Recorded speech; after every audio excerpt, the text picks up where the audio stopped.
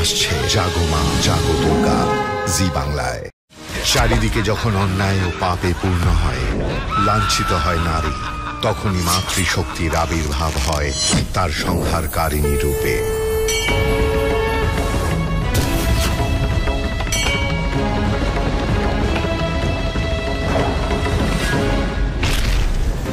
অসুরদের এই পরাজয়ে এবার যুদ্ধক্ষেত্রে হাজির হয় অসুররাজ।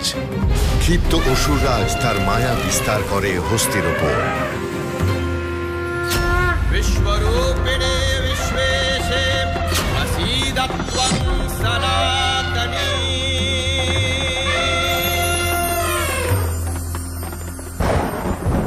মত্ত হস্তি শান্ত হয় মায়ের আশীর্বাদে।